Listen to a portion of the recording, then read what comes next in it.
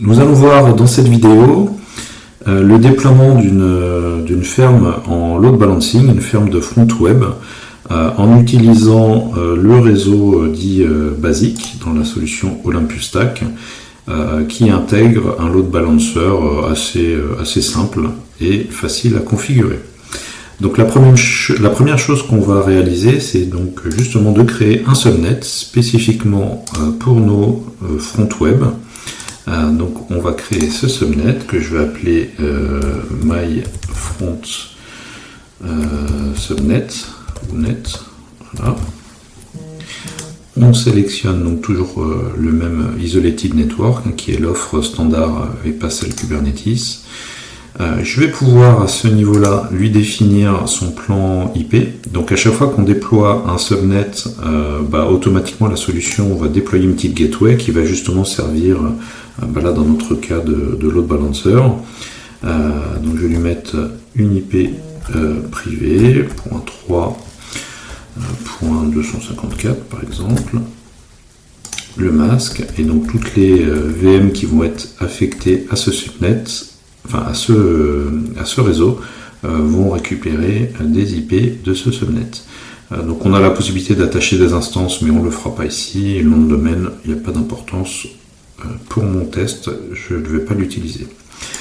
Donc voilà, donc on crée le subnet, voilà, il est configuré donc de manière assez standard et rapide. Donc on voit les différentes informations qu'on a configurées pour le subnet, son nom, etc. Chose qu'on va faire maintenant, c'est lui affecter une adresse IP publique, parce que sinon on ne pourra pas exposer notre load balancer sur Internet, et c'est tout l'objet du test. Donc on voit, pour le moment, il n'y a aucune VM associée à ce subnet qu'on vient juste de créer. Il n'y a pas de data, il n'y a rien de particulier. Donc pour affecter une IP au subnet, une IP publique, on a ce petit menu qui nous permet de faire un acquire new public IP. Alors comme il y a un coup, il vous demande de confirmer, chose qu'on fait ici. Donc on va le laisser récupérer son IP.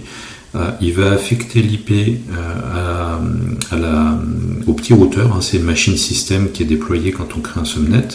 Donc c'est quelque chose qui est transparent pour l'utilisateur, et donc cette IP qui est affectée va être utilisée après pour toutes les machines, notamment quand on veut sortir, quand on veut se connecter sur Internet pour aller faire un apt update par exemple. Ce sera au travers de cette IP publique. Donc on va le laisser tranquillement faire son opération, et en parallèle de ça, je vais aller connecter deux nouvelles machines. Donc ça on a déjà vu, donc je vais assez rapidement maintenant. Chose qu'on peut préciser, c'est qu'ici on a la possibilité de changer la taille du disque système. Voilà ce que je viens de faire. Alors on va prendre des petites instances. Alors là c'est important de bien comprendre. Par défaut, il propose de créer une IP publique pour chaque VM qu'on va créer. Donc là, c'est pas ce que je veux. Je veux que mes machines restent dans un subnet privé, celui que j'ai créé, là, le 192.168.3 quelque chose, et je veux donc l'affecter à ce subnet. Donc par défaut, il y a un réseau qui est sélectionné ici, mais c'est pas celui que je veux. Celui que je veux, c'est celui que je viens de créer, qui est là, qui s'appelle myFrontNet. Qui est coché, donc on peut en cocher plusieurs, donc il en faut un par défaut, mais c'est pas l'objet du test, c'était juste pour illustrer un petit peu cette vue. Donc il va me créer une ou des machines qu'il va affecter par défaut au réseau myFrontNet, qui est le réseau qui va récupérer mon load balancer. Je ne veux pas mettre de clé SSH. myFront web. Donc si je fais ça et je sélectionne deux instances, il va me rajouter ici un numéro qui va s'incrémenter automatiquement. Donc là je pense que j'ai fait tout ce qu'il fallait pour déployer deux VM, et on va pouvoir y aller. Donc voilà, donc on voit les deux VM qui sont en train de démarrer ici. Voilà, oui, je me disais. Il a récupéré l'IP qui se termine par 168, Et là, on voit de manière schématique un petit peu tout ce qu'il est capable de faire. Donc quand le flux arrive, il passe d'abord par le firewall, et après il peut soit dériver vers du load balancing, donc là pour automatiquement répartir la charge sur plusieurs fronts, ou soit on a la capacité de créer des règles de port forwarding, ce qui permet de prendre un port public ici et de le forwarder vers une machine spécifiquement. Donc là, nous, on va prendre ce chemin aujourd'hui pour tester la partie load balancing. Donc on voit que les machines sont en train de se créer. Donc on va pouvoir retourner dessus. Donc mes deux fronts, mon MyFrontWeb 1 et tout, sont bien affectés au subnet MyFrontNet avec son adresse IP publique. Vous voyez que les deux ont la même adresse IP. Et donc c'est normal puisque j'ai décoché l'option quand j'ai créé les machines d'affecter une IP publique spécifique à chaque machine. Donc là on récupère celle du subnet avec la gateway par défaut qui est une machine système et qui a donc cette IP publique et qu'on va pouvoir utiliser donc soit via les règles de port forwarding, soit via les règles de load balancing que je vous montrais juste avant. Donc première étape, ce qu'on va faire c'est qu'on va créer un load balancer. Donc ça se passe dans ce menu et on crée le load balancer. Alors c'est quand même intéressant qu'on voit que là je suis sur le MyFrontWeb 1. Il a une carte qui est connectée par défaut ici, qui est bien sur mon subnet. On voit son IP privé qui est bien dans la plage que j'avais définie et l'IP public qui correspond au subnet, à la gateway qui est sur le subnet. Donc on va créer un load balancer. Donc ça se fait très rapidement. Je vais faire un load balancer en mode HTTP. Je vais faire du round robin pour le test. On va load balancer le port 80 public sur le port 80 privé. Et je ne veux pas de maintien de session. Donc il y a plusieurs options. Voilà. Après, si on veut faire du maintien de session, là c'est pas l'objet du test d'aujourd'hui.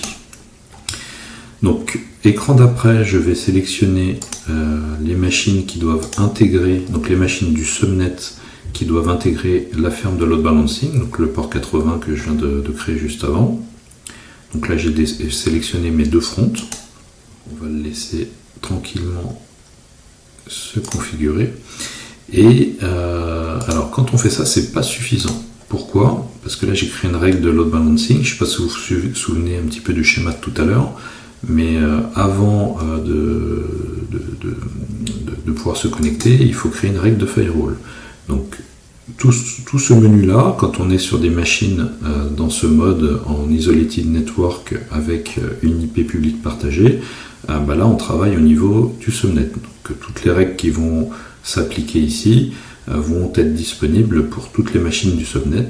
Par exemple, si je fais une règle de load balancer ou port forwarding, je vais le retrouver sur toutes les machines.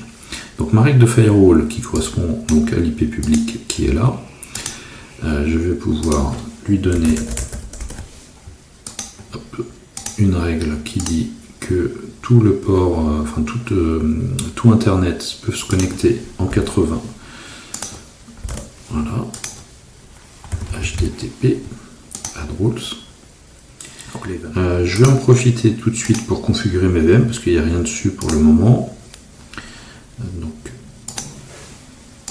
voilà, je vais y aller en mode console, c'est plus simple. Donc j'envoie le mot de passe.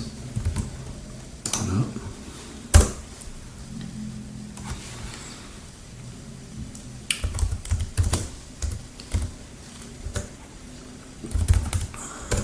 Donc on va passer en clavier français. Un petit apt update.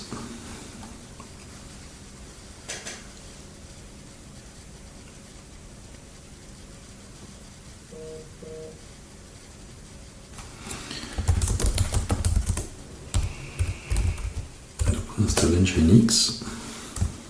Donc là je suis sur le front 1 je crois, oui front 1.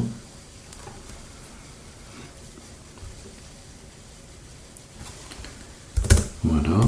Et on va éditer HTML index. Voilà le site web par défaut.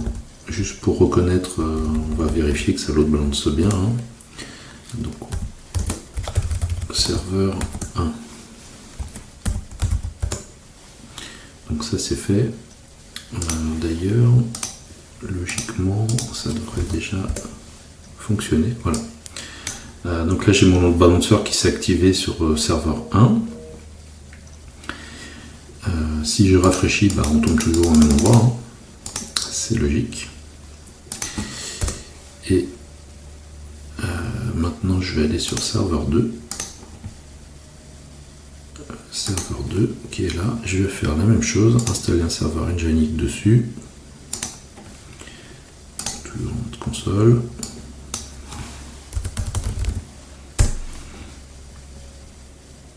Il faut que je prenne le temps de configurer ma clé SSH, ça serait quand même plus rapide. Et ça permet de montrer aussi le fonctionnement de la console.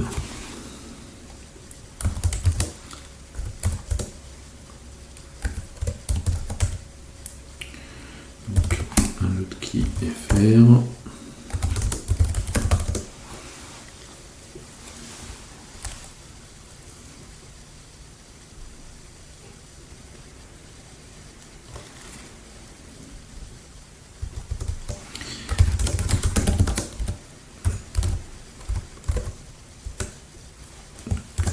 La même opération.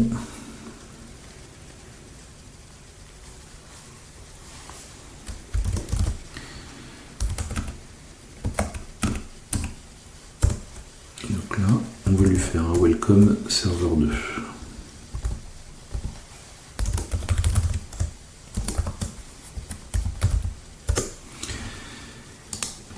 Et donc si je rafraîchis, je vais de manière alternée en round robin tomber sur le serveur 1 puis le serveur 2. Donc voilà, on vient de créer notre premier load balancer, appliquer une règle sur le port 80 et configurer le fonctionnement de cette ferme de load balancing pour un serveur web Nginx tout simple.